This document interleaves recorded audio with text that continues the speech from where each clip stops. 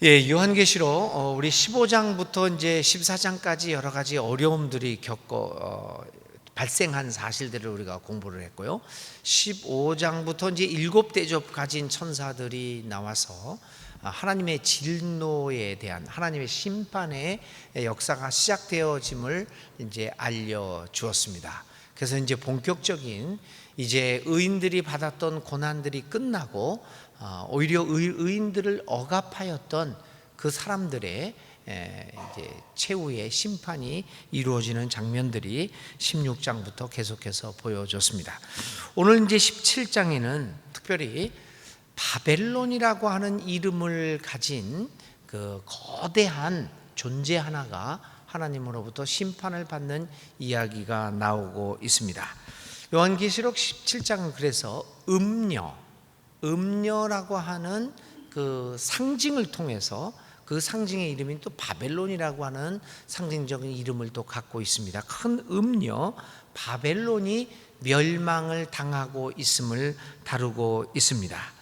17장은 이 음녀 바벨론이라고 하는 이름을 가지는 이 음녀의 모습을 묘사하고 있는데 굉장히 외형적으로는 화려한 모습을 갖추고 있습니다.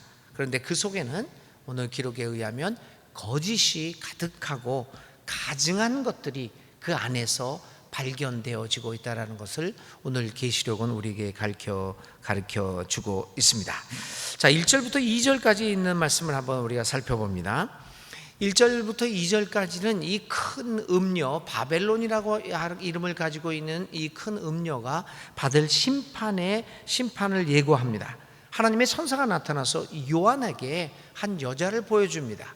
그런데 그 여자는 물 위에 앉아 있는 음녀였습니다. 물 위에 앉아 있다. 여기에도 물론 나와 있지만 물 위라고 하는 것은 모든 세상의 권세 위에 모든 세상을 다스리고 있다라고 하는 얘기입니다. 이 이야기는 여기도 이제 여기에서도 이렇게 나오지만은요, 물이라고 하는 것이 포함되어 있는 물이라고 하는 단어에 포함되어 있는 내용은 세상의 모든 문화, 세상의 모든 제도, 법률, 그리고 가치관, 종교를 망라한 모든 세상을 의미합니다.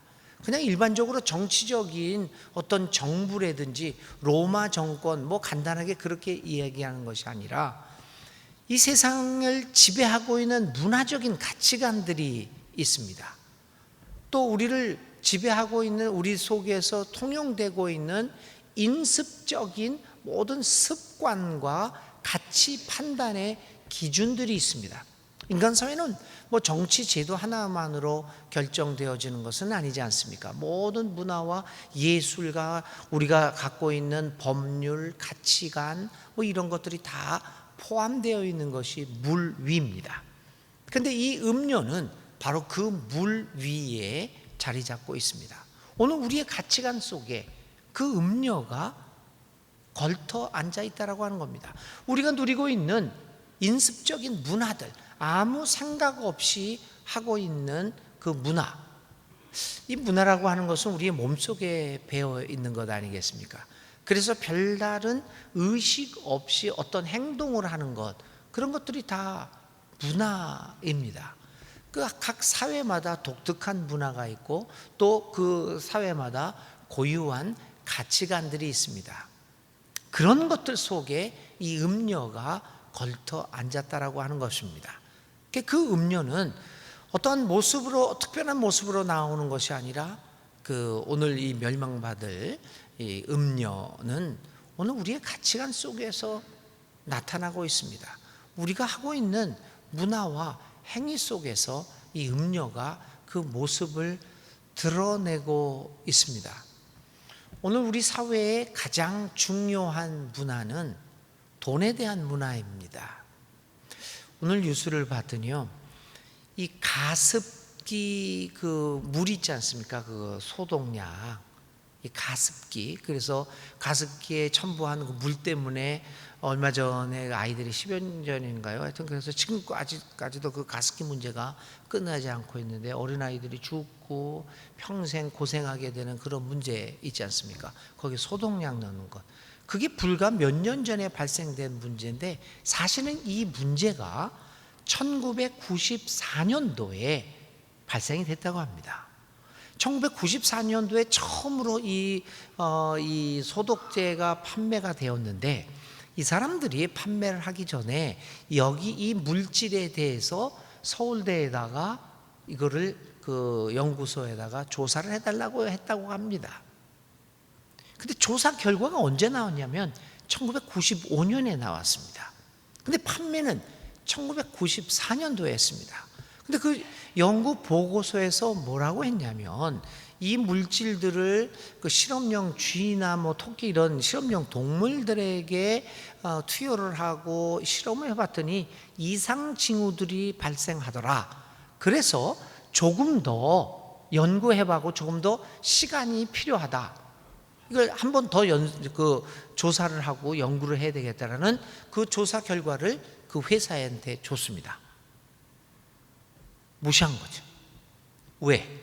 이거 자기들이 개발한 물건을 팔아서 돈을 벌어야겠다는 것 때문에 그랬습니다. 결국은 그것이 오늘 이 사회의 가습기 문제들을 이제 몇 년 후에 발생하게 됐던 계기가 되었습니다. 그 회사에서 몰랐던 것이 아닙니다. 분명히 대학에서는 그렇게 보고서를 냈는데 보고서를 무시했을 뿐만 아니라 그 연구 결과가 도착하기 이전에 이미 판매를 개시했던 겁니다. 근데 왜 그들이 알고 있으면서도 그 판매를 계속했을까요? 자기 나름대로 그 물건들을 만들어내기 위한 시설 투자도 많이 했겠죠. 그러니까 또 엄마들이 살균이 잘 된다고 그러니까 그거 열심히 잘 사줬으니 판매가 잘 됐겠죠. 돈이 얼마나 많이 벌어졌겠습니까? 그거니 그 대학 연구소에서 그 나온 연구 결과에 따라서 그거를 처분을 할 수 있겠습니까? 이게 음료입니다. 음료를 다른 것으로 크게 생각할 것이 아니라 우리의 가치관 속에, 우리의 문화 속에 아무렇지도 않게 생각하고 행동하는 우리들의 그 모습 속에 그 음료가 자리 잡고 있습니다. 음료는 물 위에 앉아 있어서 이처럼 우리의 모든 생활들을 지배하는 권세를 한 손에 쥐고 있게 됐습니다. 물론 이 음료라고 하는 것은 그 당시의 사람들에게는 로마 제국을 의미했습니다. 로마 제국에 살면서 짐승의 표를 받아서 로마 제국에 복종하지 아니하면 서로 간에 판매도 못하고 이 정상적인 생활을 영위할 수 없게 만들고 또 기독교인들이 그 예수를 배반하지 아니하면 도대체 정상적인 사회생활을 할 수 없게 만드는 그 로마 제국을 의미했던 것은 분명합니다. 그 로마 제국이 그리스도의 구속의 은혜들을 파괴하고 예수님을 따르는 사람들을 박해했던 그 음료로 나타나고 있습니다. 그런데 이 음료의 모습은 아까도 여기 성경에서도 말씀드린 것처럼 그 사람들 당시의 사람들이 이미 로마 제국이라고 알려져 있었죠. 그런데 이 모습들은 얼마나 화려합니까? 그것이 이제 3절부터 6절까지에 있습니다. 1절부터 2절은 그 음료가 온 세상을 다스리고 있는 강력한 힘이다라고 하는 것을 보여줬습니다. 3절부터 6절까지는 그 큰 음료의 모습을 묘사하고 있는데 그 큰 음료의 모습은 매우 화려했습니다. 그녀가 입고 있는 옷은 아주 색깔도 뛰어난 색깔이었고 눈에 보이기 좋은 색깔로서 온 세상에 대한 그의 통치를 의미하고 있습니다.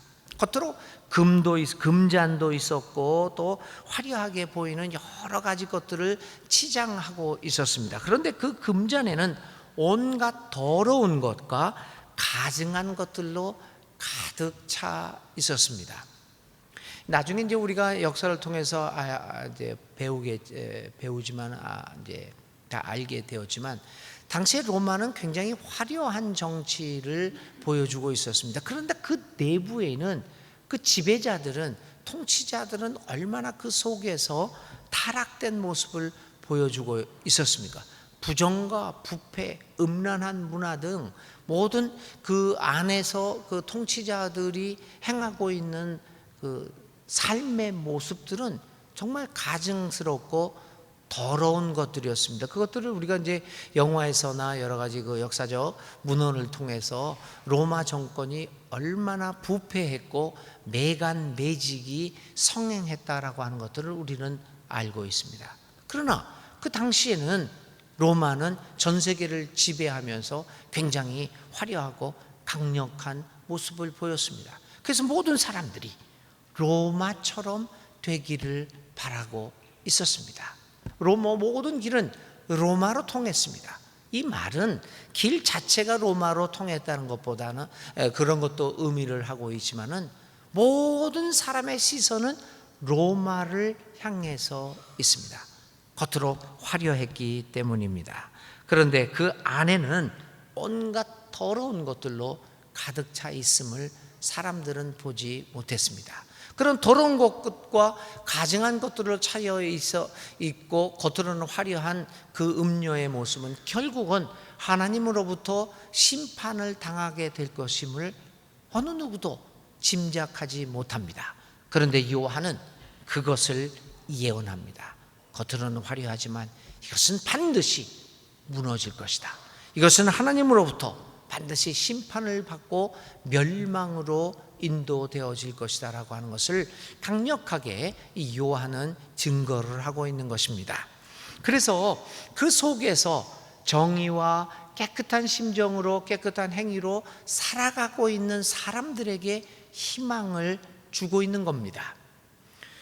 사실 오늘 우리들이 살아가고 있는 사회도 마찬가지로 로마 제국이 다스렸던 그 큰 화려하지만 속으로는 썩어져 있는 이 음녀가 다스리던 그 당시의 사회와 오늘의 사회가 무엇이 다르겠습니까?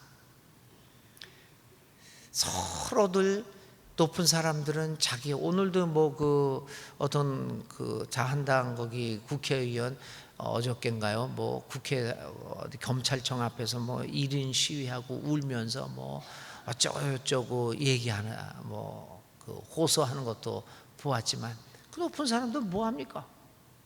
겉으로는 뭐 정직하고 정의를 위해서, 나라를 위해서 맨날 입에서는 국민이 뭐 어쩌고 국민을 위하고 얘기하지만 그 뒤로는 다 뭐 합니까, 여러분? 자기 아들, 딸들 좋은 자리에 취직시키고 그거 뭐 서로 딜해서 이쪽으로 옮기고 뭐 전부 다 그렇게 하고 있지 않습니까? 그 속에는 얼마나 많은 것들이 그 속에서 움직여지고 있는지요. 더러운 것들이요. 그런데도 우리는 그것을 간파하지 못합니다. 그 음료로 상징되어지는 그 더러운 것들이 성공하는 것을 보면서 많은 사람들의 이 마음은 부러워하기도 합니다. 그 사람들을 모델로 삼고 뭐 저렇게 해서라도 살아가면 되는 것이지 하고 그 사람들을 모델로 삼고 있습니다. 그러면 교회는 어떻습니까? 교회는 그러면 교인들은 그러한 것들에 대한 통찰력을 가지고 그런 겉으로는 화려하지만 그 속에서는 하나님을 배반하고 있는 가증한 것들이, 하나님의 이름을 팔아먹고 있는 가증한 것들이, 더러운 것들이 있는 것을 정말 우리는 간파하고 있습니까? 요즘에 이 종교 사회학자들은 이제 한 뭐 가까운 시일 내에 교회들이 대형 교회 몇몇들만 남게 되고 이제 점차 중형 교회들은 점차 사라지게 될 것이라고 하는 것을 예고하고 있습니다. 벌써 한 2년 전부터 이제 그런 이야기들이 많이 나고 있죠. 중형 교회들이 흔들린다. 자그마한 교회들이요. 개척교회들 뭐 저 지방에 있는 시골에 있는 교회들 20명, 30명 모이는 교회들은 그냥 합니다. 대형 교회들은 또 대형 교회들로 그냥 그 숫자를 유지하면서 살아가게 됩니다. 이제 문제는 500에서 1000명, 1500명 우리 교회도 포함되죠. 이 중형 교회들이 무너지고 있다는 겁니다. 중형 교회들이 사람들이 안 나오게 되는 거죠. 왜냐하면 교인들이 수가 줄다 보니까 거기다가 다 대형 교회로 몰리게 되는 현상들이 나오고 500에서 1000명 요 남집한 교회들은 점차 재정이 어려워지고 규모는 이렇게 큰데 교인 수는 점점 줄어들기 때문에 서로 부담이 돼요.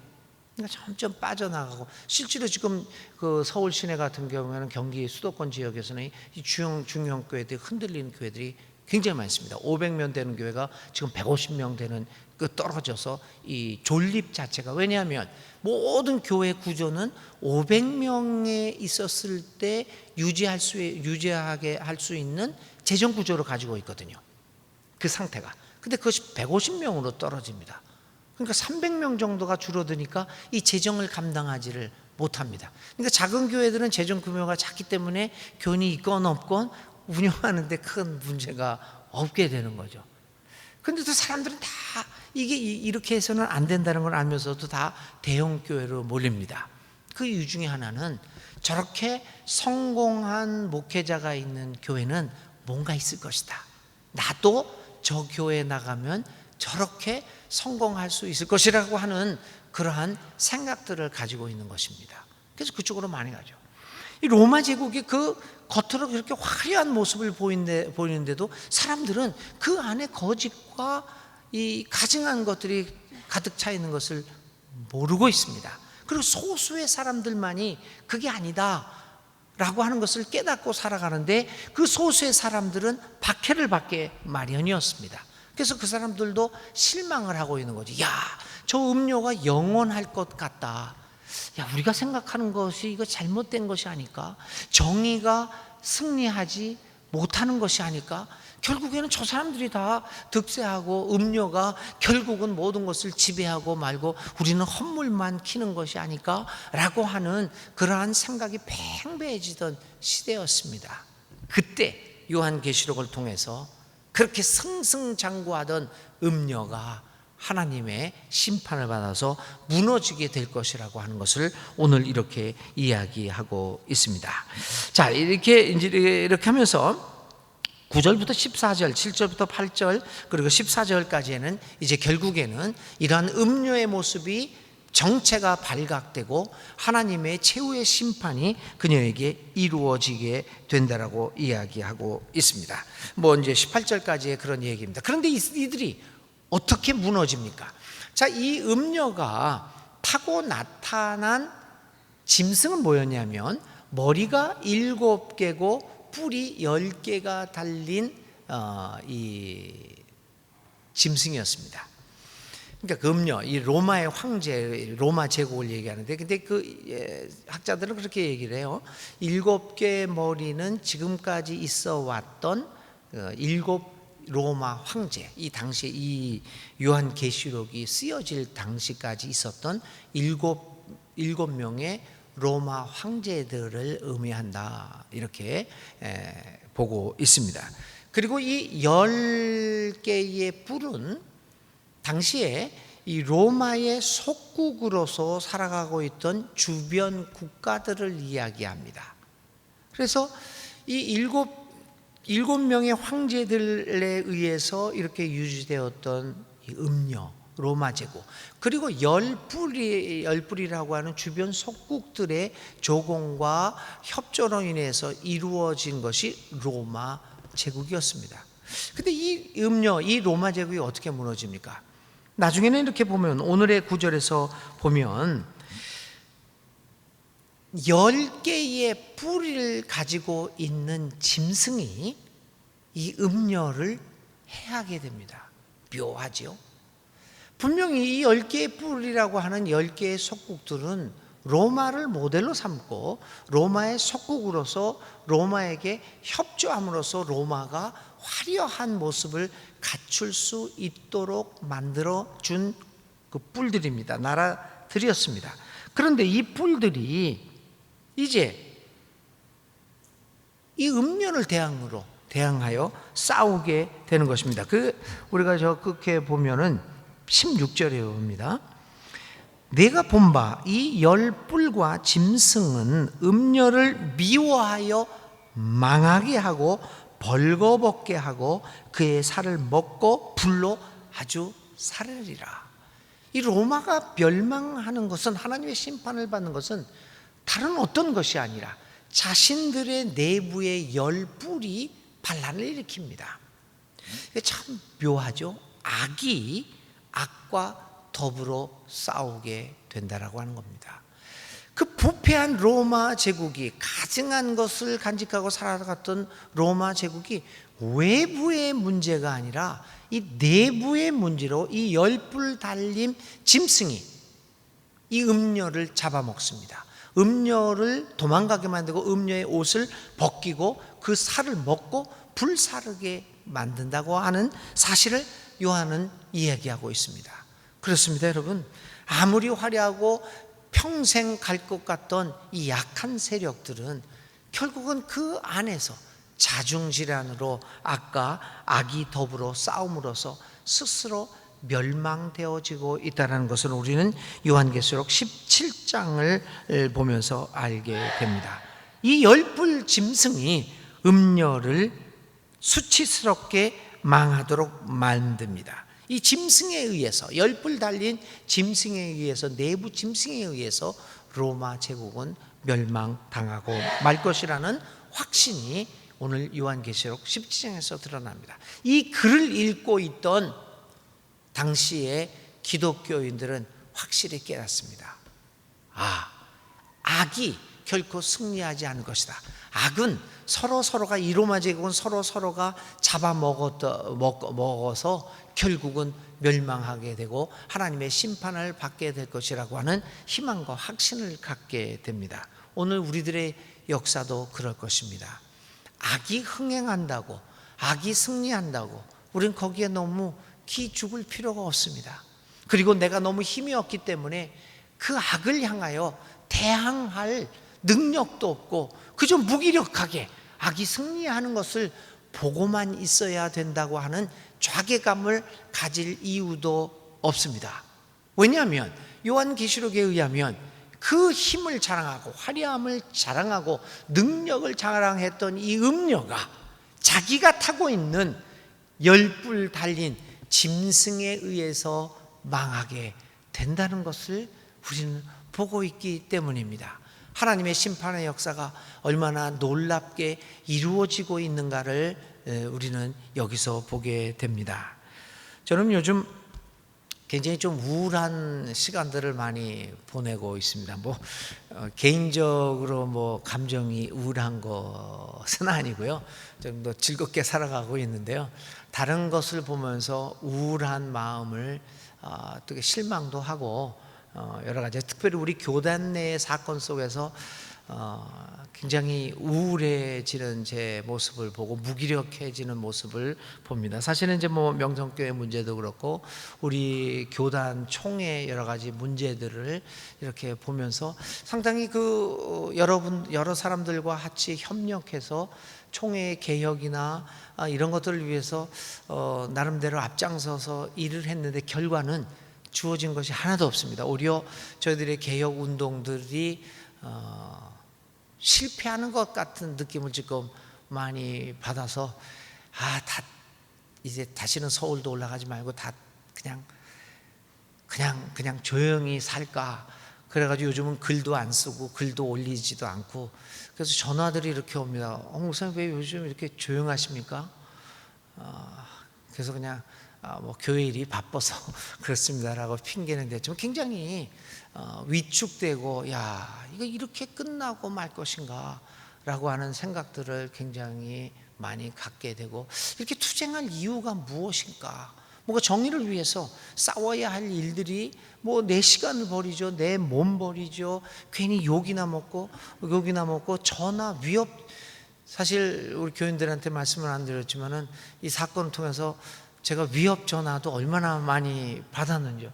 다 이런 거 뭐하러 하느냐라는 그런 생각을 갖고 있었던 요즘이었습니다. 이게 조금 좀 우울해졌던 시기였는데 마침 요한계시록 17장을 여러분들에게 강의하게 되면서 깨달은 게 있습니다. 내가 하는 것이 아니라 악은 결국은 하나님의 섭리독에서 악끼리 싸워서 지네들이 서로 잡아먹고 그러다가 정말 하나님의 심판을 받게 되는 것이구나 라고 하는 것을 요한계시록 17장을 통해서 다시 한번 저는 개인적으로는 보게 되었습니다. 악은 악끼리 싸워서 스스로 멸망을 재촉하는 것이 아니겠습니까? 누가 어떻게 음료가 이렇게 자기가 타고 있는 10뿔 달린 짐승에 의해서 망하게 될 줄을 누가 알았겠습니까? 그런데 요한은 실망하고 있는 당시의 기독교인들에게, 그리스도의 사람들에게 외칩니다. 너무 걱정하지 마라. 염려는 반드시 멸망하게 될 것이다. 악은 스스로가 정당성이 없기 때문에 스스로 망할 수밖에 없을 것입니다. 악한 자는 자신의 살을 먹으며 자멸하게 됩니다. 악한 자는 종말의 때에 스스로 망할 수밖에 없을 것입니다. 이 음료는 결국은 하나님의 심판을 받아 이 땅 위에서 사라지게 될 것입니다. 이 음료는 10뿔 달린 짐승에 의해서 스스로 망하게 되는 길을 걷게 될 것입니다. 그것이 요한계시록 17장을 통하여 요한이 당시에 실망에 빠져 있었던, 좌절감에 빠져 있었던 예수 믿는 사람들에게 희망을 보여주고 용기를 가질 것을 다시 한번, 하나님의 역사가, 하나님의 정의와 하나님의 나라가 언젠가는 반드시 이루어지게 되겠다라고 하는 사실을 가르쳐주기 위하여 오늘 이 환상을 그들에게 보여줍니다. 사랑하는 교우 여러분, 오늘 우리가 살고 있는 세상도 마찬가지입니다. 마치 악이 승리하고 결국은 자신들이 자리를 차지하게 될 것 같은 인상을 우리에게 주고, 이러한 악한 상황들은 우리로 하여금 정직하게 살아가야 할, 믿음대로 살아가야 할 의미를 상실하게 만들기도 합니다. 그러나 너무나 실망하지 맙시다. 오늘 요한계시록 17장에 하나님께서 분명하게 말씀해 주신 것처럼 음료는 스스로 망하게 되고 결국에는 어린 양이 승리한, 예수님이 승리하는 일이 반드시 있게 될 것입니다. 이러한 희망을 가지고 오늘도 우리는 하나님의 자녀답게 힘든 가운데서도 하나님의 사람으로서의 사람다운 삶을 열심히 살아가야 할 것입니다. 결국은 모든 역사는 하나님의 손에 달려 있는 것입니다. 이 같은 하나님의 역사에 대한 확신을 가지고 오늘도 열심히 살아가는 우리 순천 중앙에 속한 모든 교우들이 되시기를 주님의 이름으로 축원드립니다.